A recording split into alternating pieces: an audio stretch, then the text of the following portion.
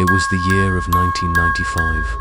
On a cold November night, Rajiv Dhingra, a resident of Jabalpur, was loading a sack of rice on his 22-wheeler truck and going towards the rice mill in Bilaspur.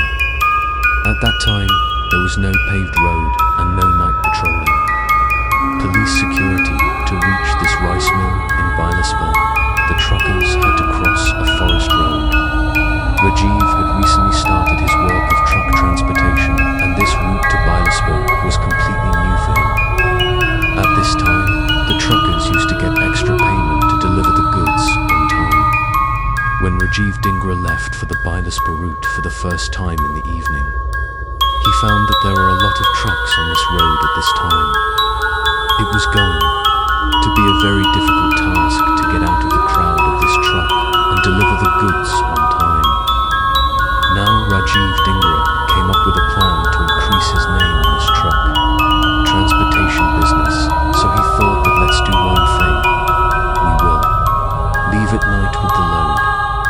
There is a forest road and I will not even get a crowd at that time. If I deliver the goods on time, I will earn some extra money. And he did exactly the same. The next few days, Rajiv and his assistant Pint loaded the goods on the truck at night and started coming and going on this road. And there is no problem in delivering the load on time. Both of them did one thing day and night to move their business forward. But they never thought that why don't other truckers go to that road at night? Were they so stupid that despite the crowd, they used to come and go on that road during the day? Maybe 2 or 3 truckers are stupid, but not all of them can be stupid. A couple of truck drivers warned them not to go on that road at night. It's not the right way. But Rajiv and Pintu thought that the rest of the truckers were jealous of their progress, and that's why they are stopping them from leaving at night. But then one night, while loading the goods in the truck, an incident happens with them, after which they stopped coming and going on that road after dusk. If Rajiv had become weak in that situation, then he would not have been in this world today to tell this incident. Now, before telling you about this very interesting truck journey horror, without a break, I have to talk to you about Q-Universe. Q-Universe is an eyewear brand. One of its founding members is our dear Gaban Sikar Dewan. For the past year, I have been using Q-Universe's great sunglasses during my ride and daily commute. Here, you will get a lot of premium and wide range of unisex eyewear, highly durable, and its build quality is very solid. If you want to buy them, then you will get a link in the pinned comment and description. From that link, go to the website of Q-Universe and use the coupon code MAROON15 while checking out, and you will get a flat 15% off. Do try it once after watching the video. So let's come back to the story. Rajiv's story has been sent to me by his son, Ayash Dhingra, whose Instagram DM screenshot you can see in the video. So this is about 1992. At that time, Chhattisgarh and Madhya Pradesh were not divided, so the place where this incident took place, it used to be inside Madhya Pradesh. At that time, neither roads were built nor any infrastructure was developed. Majority of the region of Madhya Pradesh was a jungle area, and the village around which this incident took place, that is the area near the Red Corridor of Chhattisgarh. When you look at the map of India, you will find that the Red Corridor is the area that is most affected by Naxalism. Anyway, at present this problem is almost zero, but at that time they were very terrified.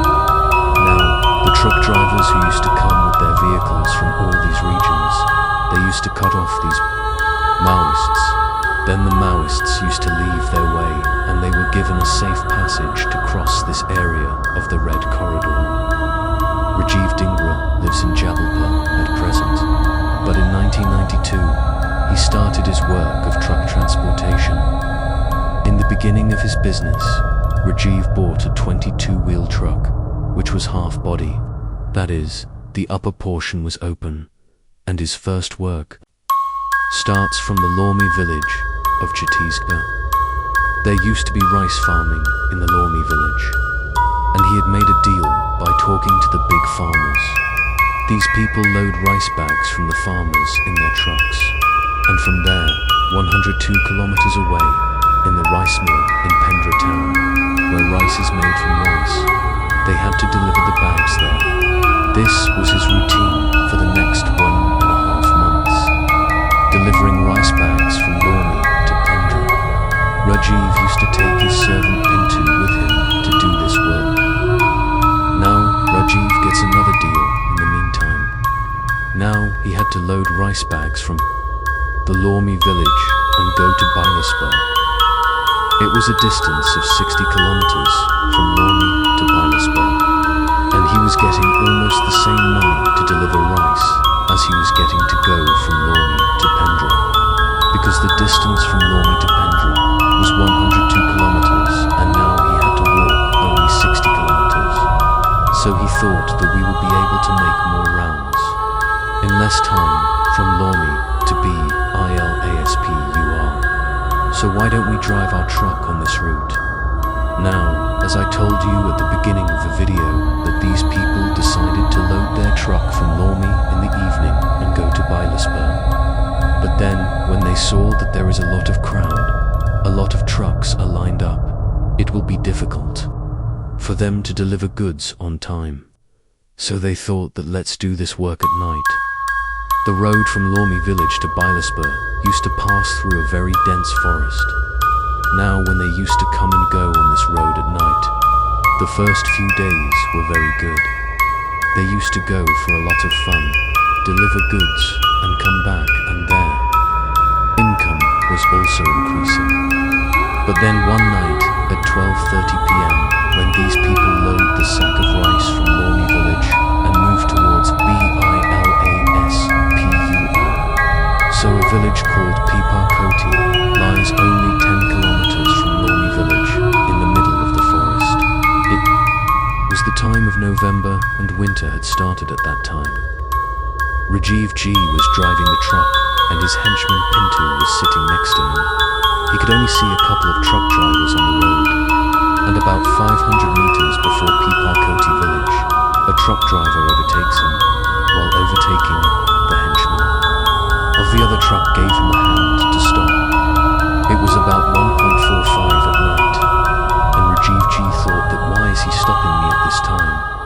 Is he not stopping me to loot or order my murder? He got a little alert, and he did not stop his truck at that time. He slowed down his truck and let the truck driver go ahead. That when he will go away from my sight, then I will increase my speed properly. But let's see that the truck driver in front of him also slowed down his truck. Then when he reached very close to the truck, the henchman of the truck driver pulled out his head and said, "Stop the car, stop the car." Now these people used to carry sticks in their trucks, so Pintu took out that stick, held it in his hand and said, "Brother, stop the truck. Listen to what he is saying." That henchman came running towards Rajiv Ji and said, "Brother, the sack of your 3 grains has fallen behind.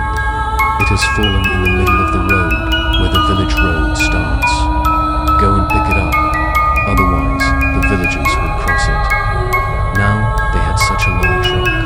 As soon as they turned that truck and took it back on that road, they came out of both the trucks and picked up all 3 sacks and loaded them back into their truck.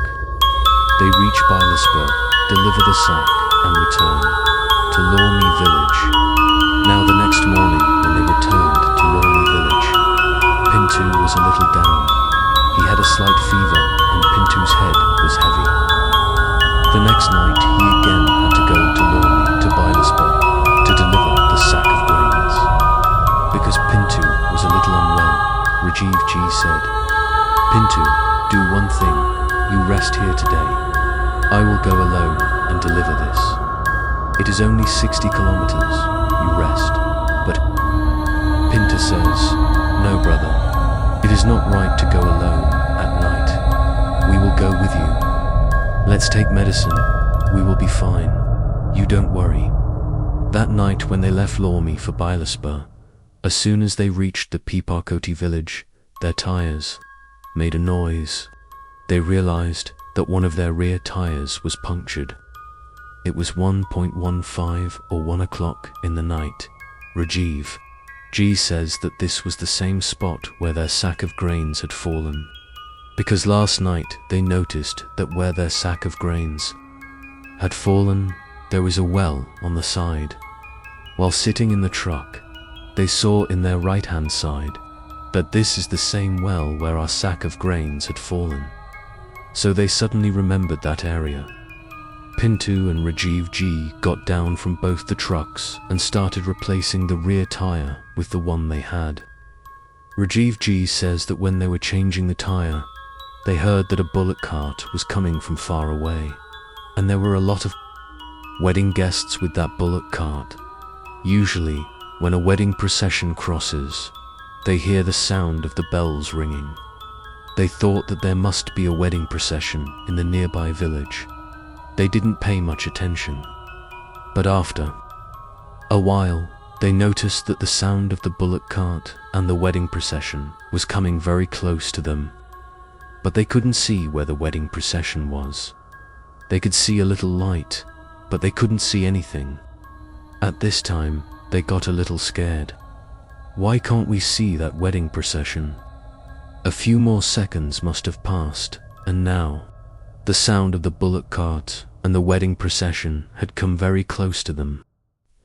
They felt that the sound was coming from 30 to 40 meters away. The sound had become very loud, and after a few seconds, the sound crossed Pintu and Rajiv G and passed right next to them, and then started moving away from them. They didn't understand what had happened here. Gradually, that sound started moving away from Piparkoti village and started moving towards Lormi village. I mean, it started going on the road from where they had come. But this was just the beginning. They changed the tire of the truck and loaded the punctured tire into the truck. And slowly, they started moving towards the rice mill in Bilaspur. Now, when they crossed the entire Piparkoti village, then Rajiv G saw a hut on the left-hand side at a distance of 100 meters. There was a hut on the side of the road in which he could see a dim light of a lantern. They crossed the hut, and only after crossing 50 meters, their second tire got punctured. Back to back, 2 tires got punctured. They didn't have just one step. They got down again to check, and that was a very big puncture.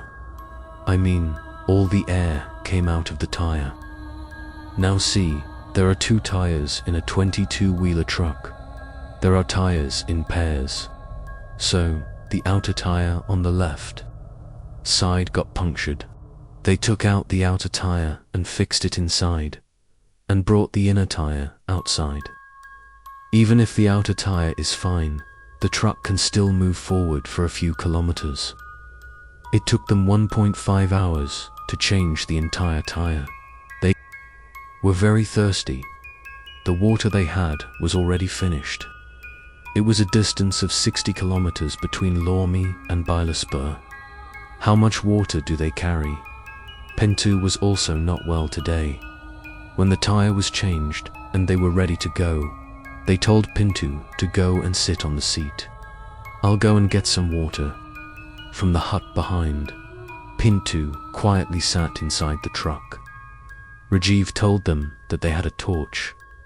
In the old days, there was a big silver torch.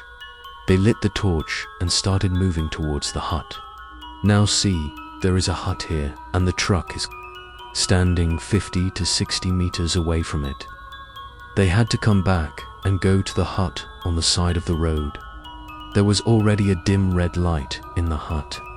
As soon as Rajiv turned on his torch, the intensity of the light in the hut was decreasing. And as soon as the intensity of the light in the hut was decreasing, the red light in the hut was also dimming. When they got close to the hut, Their torch was almost dead. There was a very dim light coming out. There was also a very dim light coming out of the hut. They called out, "Brother, I need some water." They heard a very scary voice of an old man from inside. "Go away from here. What are you doing here at this time?" In a very scary voice, the old man was talking to Rajiv. Hearing his voice, their blood dried up. They were holding the torch very tightly. They heard a man walking inside the house to the door. He had not opened the door yet. As soon as he came and stood at the door, the intensity of the light in the hut was decreasing. The intensity of the light in the hut was also dimming. There was a very dim light coming out. The old man was standing near the gate and breathing heavily. After breathing for 5 to 7 seconds, the old man went back to the gate. Rajiv could clearly hear the footsteps going away from the gate. As soon as the man went away from the gate, the old man ran towards the truck with his torch, and when he turned back to go to the truck, he saw that Pintu was standing on the other side of the road. His face was facing the jungle, and he was standing and crying loudly. Pintu was wearing a kurta pajama at that time. Rajiv called out to Pintu, but there was no response. He was just crying. Rajiv started walking towards Pintu from the hut, and as he was going away from the hut, he noticed that the light of his torch was coming back, and when he reached the edge of the road, the torch started burning properly. He turned back and looked at the hut, and he found that the torch was also burning properly. He turned the torch towards Pintu, and his eyes were on Pintu's arm. His arm was sticking out of the kurta pajama, and he saw that Pintu's arm was completely black. It was completely rotten.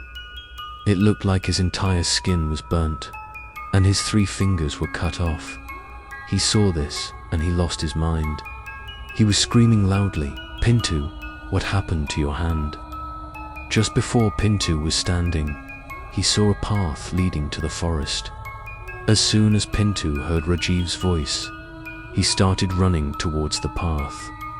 Pintu reached the path and turned towards the forest. And as soon as he turned towards the forest, Pintu disappeared in front of Rajiv. He ran after Pintu and reached the path.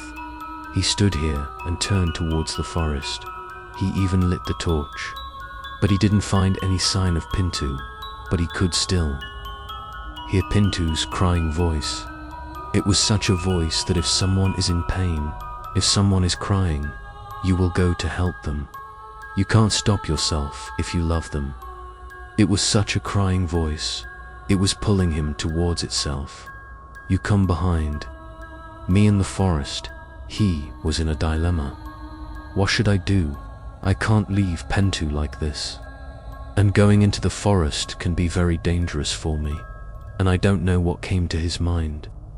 He went ahead on that rough path. He must have walked a few steps on that path. He could hear Pintu's crying voice near the truck.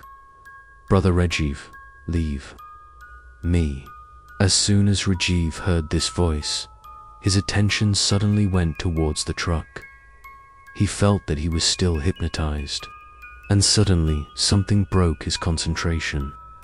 He runs towards his truck, and he sees that the side where Pintu was sitting is lying on the ground under the truck. He holds his kurta and shouts, "Brother Rajiv, leave me." As soon as he reached Pintu, he saw that he was behaving like a madman. As soon as Pintu saw Rajiv, he got very scared, and in a very scared condition, he started pulling his body towards himself. He started moving away from himself. Rajiv slapped Pintu on the cheek. He said, "Are you in your senses?" He scolded Pintu a little. Pintu became normal. He took Pintu inside the car, and then he sat on the driver's seat and slowly started taking the truck towards Bilaspur. Because the truck was moving on the same tire on one side, so he couldn't drive very fast. The main road wasn't going to come so soon. He had to walk 5 to 6 kilometers on the same forest road. In the meantime, Pinto was sitting very calmly. When these people moved 1 kilometer from the puncture point, Pinto started talking. First of all, his voice had changed. It felt like an old man was sitting inside him and talking. In a loud voice, he was saying again and again that bring your daughter. She has gone there. If we go, we will inform you. Pinto had repeated these lines 2 to 3 times here. Rajiv listened very carefully to what he was saying. He grabbed Pinto's cheek and shook him. He said, "What happened? Are you in your senses?" And after doing this, Pinto became calm again.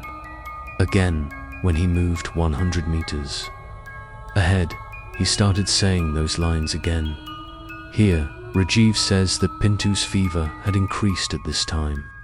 After walking 300 meters from here, there is a turn on that road.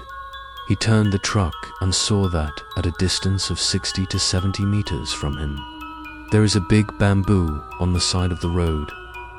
Bamboo means bamboo. And at the top of that bamboo, a skinny woman is sitting. Rajiv sees that woman slowly coming down from that bamboo. Out of fear, he did not dare to cross the bamboo area from the truck.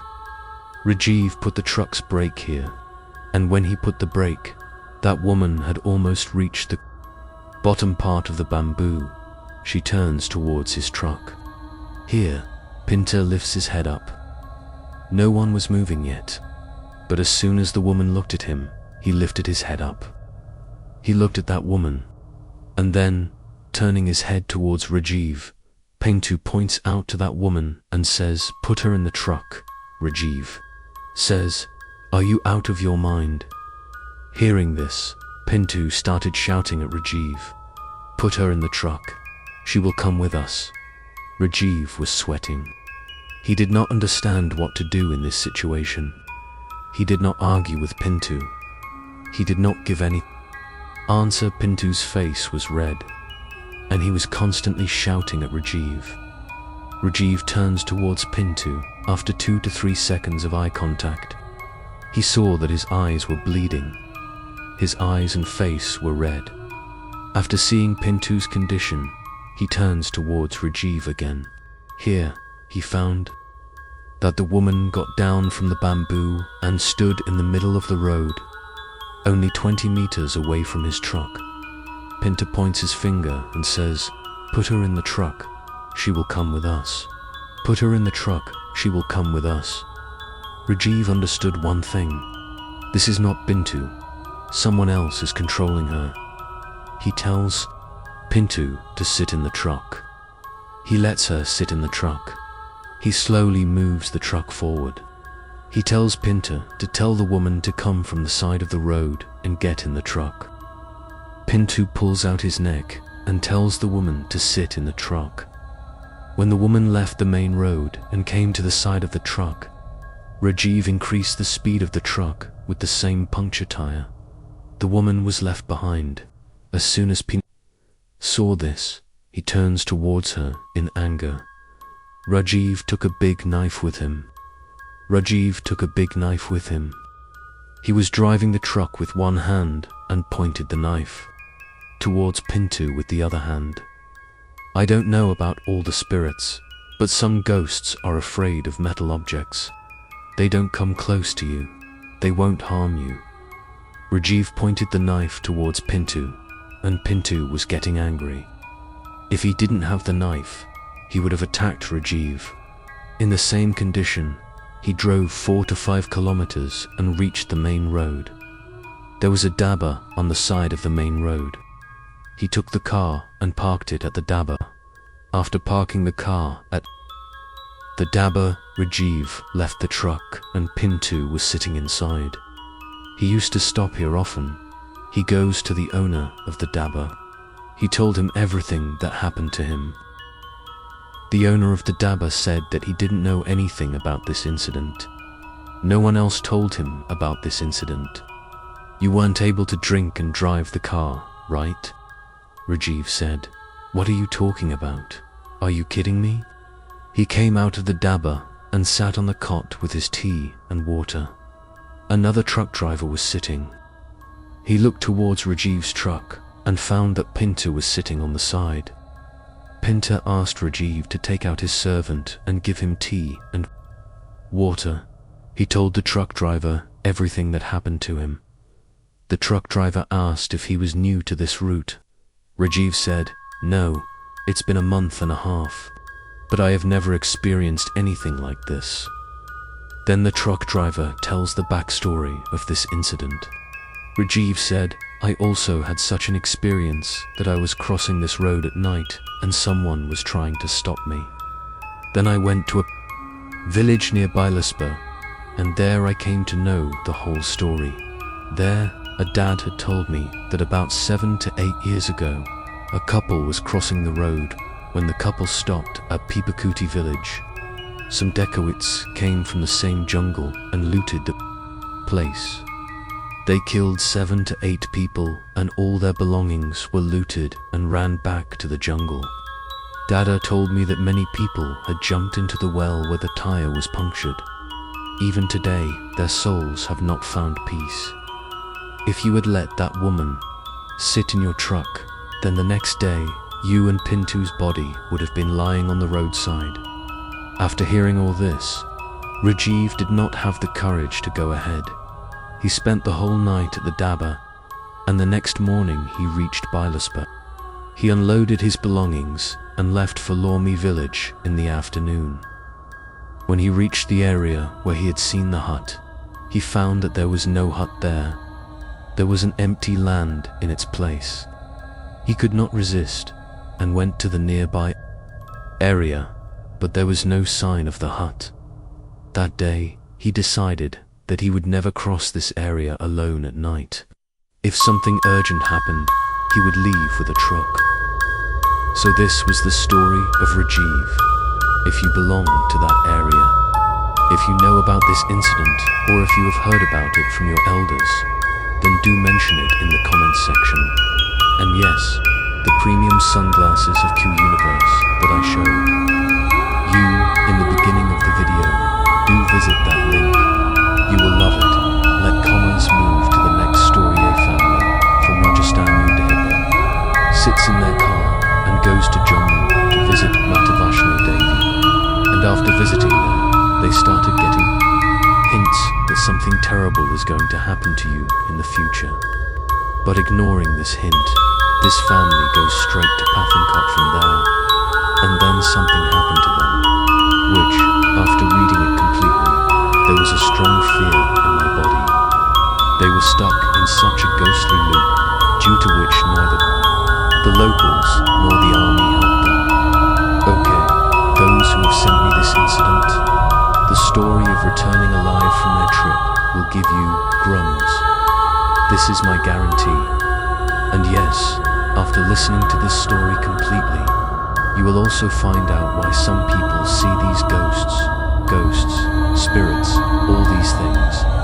There are also some people who must have crossed that area thousands of times, but those spirits do not make them feel their presence. And there is a very big reason behind this, which I will reveal in this video. Stay tuned in the story. It's going to be a lot of fun. 1 in every month wins a lottery of new cars. Run for promotion on 1 in website and win the car of your dreams. This incident has been sent to me by Manoj Sahu, who is from Udaipur.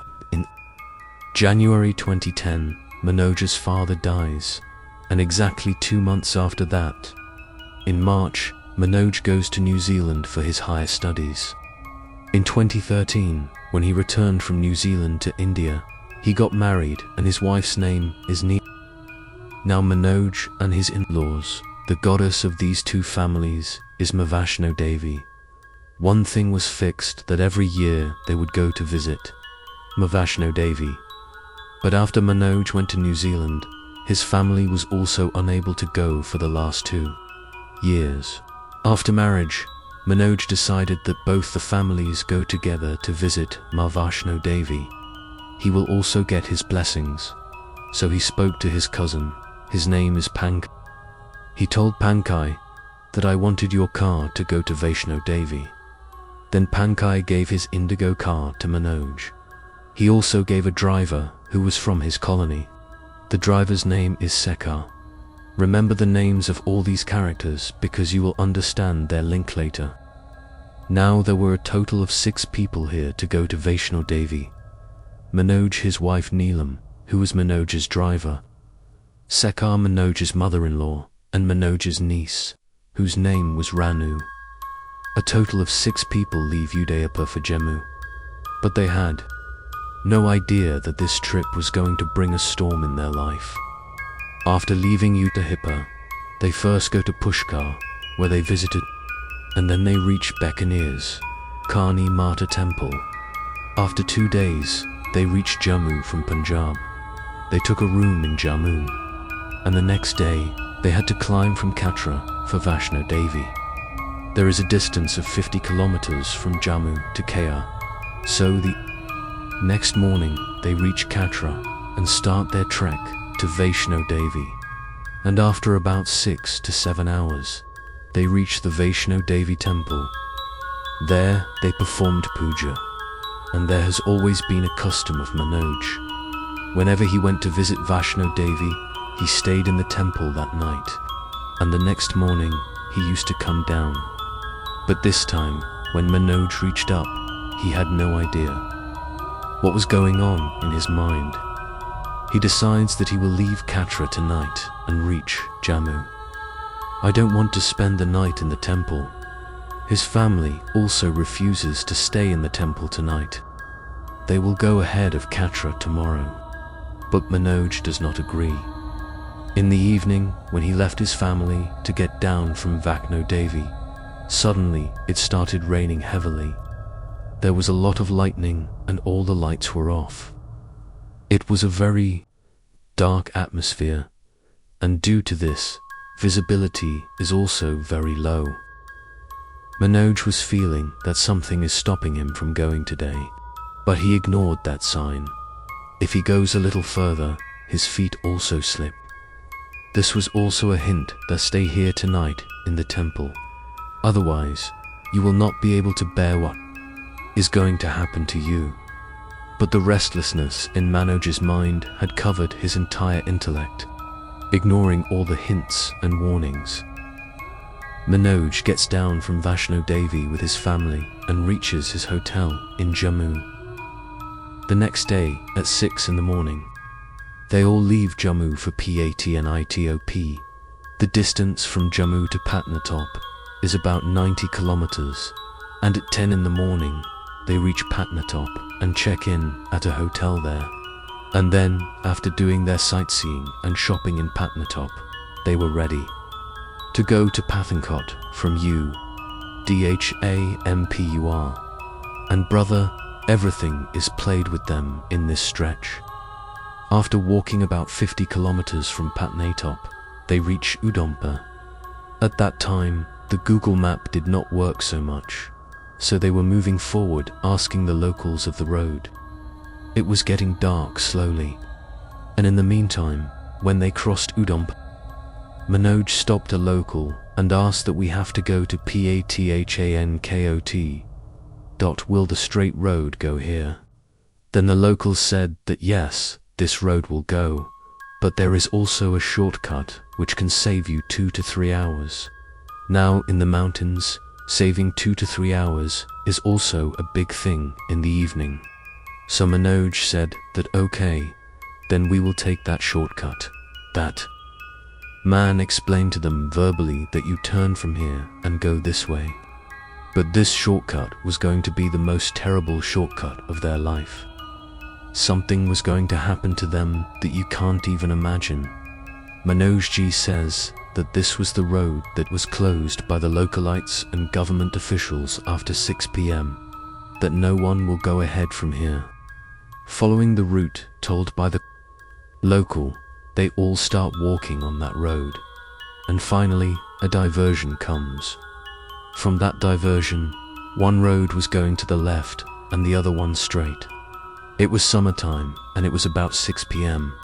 Manoj Ji says that later he found out that a man was sitting at that place because they don't use barricades during the day. A man is sitting there and stops all the vehicles to not go from here. But when they reached there, they saw that there was no man. There were only two roads and they were a little confused as to which road is right. They were looking here and there that the left road, a man and a woman come on a bike from there. They both were wearing white clothes and that man had a little beard. He comes and stops the motorcycle near them. Manoj Ji said that we have to go to Pathankot and we don't know which road to take. Then he said in a gesture that the straight road go that way. He didn't say anything. He just gestured.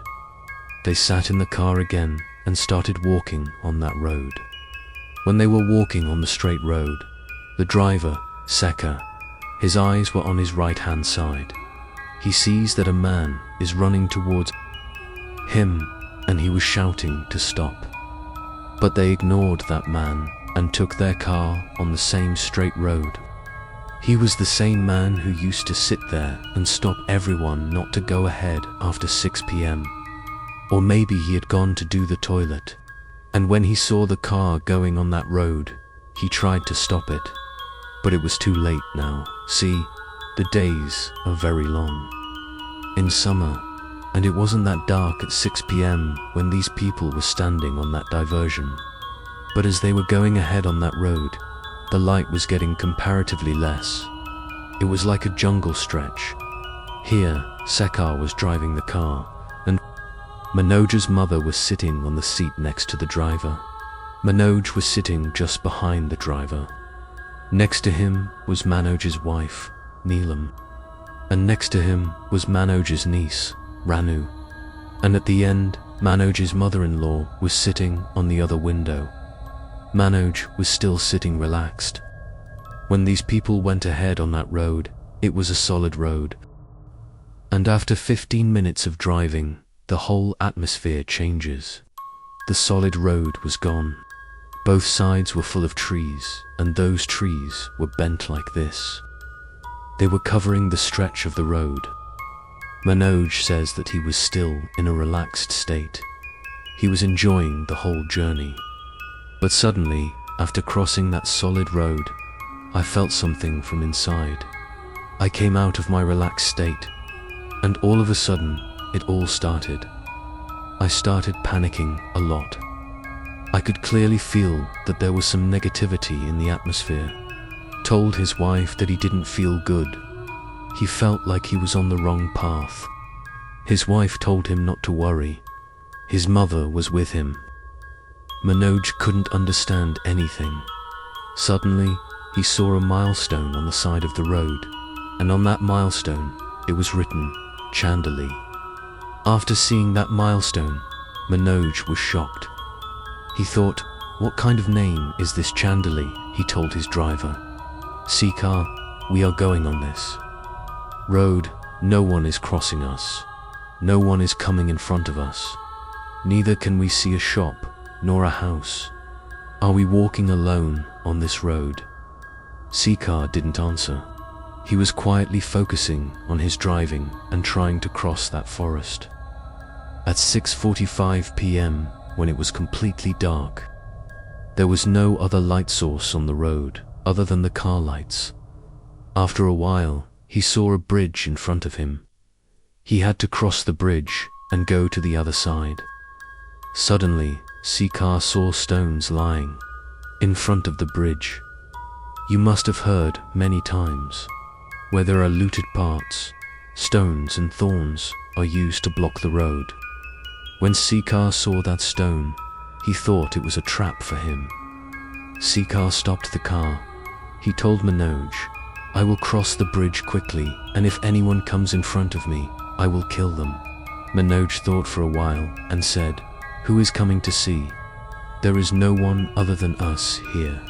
It doesn't make any sense for anyone to come in front of us. Sekar pressed the accelerator quickly and he crossed the bridge. After crossing the bridge, he saw a truck coming from the front. All of them felt a little relaxed that finally someone is coming on this road. But as soon as they reached near the truck disappeared from there. Seeing this scene, Sikar, Manoj, and his mother were shocked. But the thing to note is that Sikar's wife, his niece, and his mother-in-law didn't see anything. They were normal. The reaction was only in all three of them, but they didn't say anything to anyone. All of them were silent and were moving forward, in the name of God. After going a little further, they saw a bus on their left-hand side. They found that the bus was moving at a speed of 5 to 10, and on the right side of the bus, about 10 to 15 people were standing in a line. Here too, everyone was wearing white clothes. Then they saw that inside the moving bus, the people who were standing in a line, they started climbing one by one, and the moment they crossed the bus, they looked at the driver's seat, and they found that the driver's seat was empty. The bus was moving on that road on its own. Here, all three of them had lost their lives. At this time, Manoj's wife, his niece, and his mother-in-law were all asleep. Manoj says that if anyone has not seen hell, then go and see on that road once. Sikar was slowly moving forward with courage. It was a forest pass. They couldn't even run very fast. And then, after taking a turn, they saw a car. Sikar, Manoj, and their mother saw that two girls on the back seat of that car were holding the rear window and sticking their faces on it. There was no expression on their faces, and that car was moving very slowly at a speed of 10 to 15. When they reached parallel to that car, their fathers were sitting on the driver's seat. Their bodies were straight. Then they noticed that their faces were all white. As soon as they saw this, they were shocked. They were sure that all the encounters they had on this road, none of them were humans. All these souls were roaming on this road. Sikar was just in a hurry to cross this area as soon as possible, but he couldn't see any way out. He was walking on that road for the last 20 to 25 kilometers. After walking a little further, they saw that their car was entering a valley. There was a river flowing on the side of the road, and there was a hill on one side. Sikar was moving his car at a speed of 5 to 10. Suddenly, someone raised his hand. Manoj's mother screamed loudly. As soon as she screamed, the people behind her fell asleep. But they still couldn't see anything. Then Manoj's mother and the driver saw that the hand that came near his mother's window belonged to a 10 to 12-year-old boy. They found that the boy was running, and his parents were standing a little far from the road.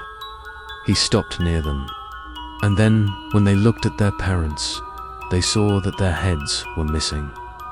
They had reached the edge of fear. Manoj was feeling that the boy standing on the side of the road was calling them. He wanted them to get out of the car.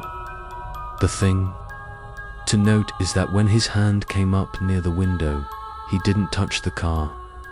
As they went a little further, they suddenly saw a red Alto. It was a Punjab number car. They saw that there was an 8 to 10-year-old boy in that car. He was scratching the window of the car. While scratching, he was indicating to get him out of the car. Or you guys come inside the car and come with us.